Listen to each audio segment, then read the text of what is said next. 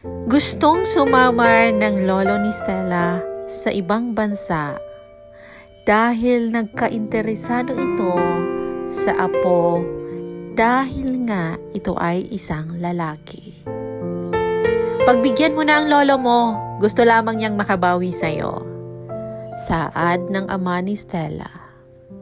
Inakbayan ni Lauro ang anak, hindi siya maaring umalis dahil walang ibang mapagkatiwalaan sa negosyo nila. Ang mga pinsan ay mga traidor at naghihintay lamang ng opportunity na maagaw sa kanya ang posisyon bilang isang CEO sa kumpanya.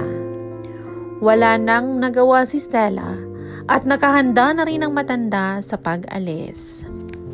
2 years later, mahigit 2 taon ka ng divorce, pero bakit hindi ka pa rin pwedeng magpakasal? Frustrated na si Elizabeth. Isa pa sa ikinagagalit niya ay hindi rin siya hiniharap ng nobyo sa abuelo nito upang ipagpaalam na nagkabalikan na silang dalawa. Kung hindi mo gusto ng ganitong setup, maaari ka nang maghanap ng iba. Sagot ni Charles.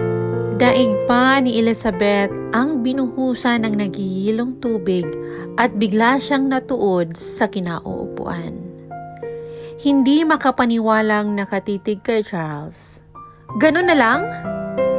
Matapos kong iwan ang trabaho ko sa ibang bansa at pinili kong bumalik dito para sa'yo? Napabuga ng hangin sa bibig si Charles at mukhang nauubusan na ng pasensya na tumingin kay Elizabeth.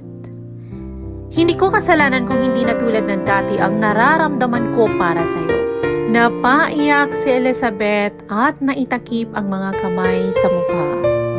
Pwede naman kasi siyang huwag umalis noon dahil ang balak ng nobyo ay sila ang magsasama kahit kasal ito.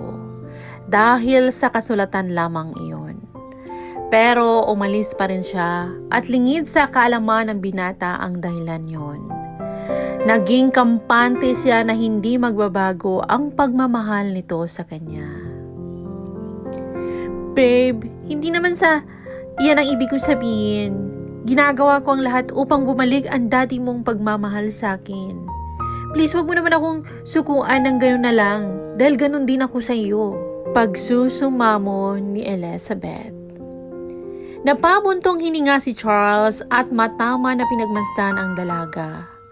Bigla niyang nakikita rito si Stella kaya nakukonsensya siya.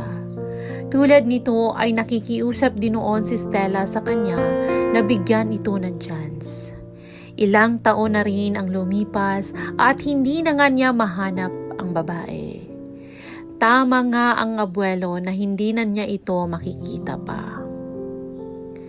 Nagtataka siya kung bakit walang pagkakakilanlan ang babae. Pinacheck niya sa airport at sa probinsya, ngunit walang Stella Miranda ang lumabas ng bansa. Ang abuelo ay hindi na umalis sa bahay na para kay Stella at hindi siya kinakausap kung hindi importante.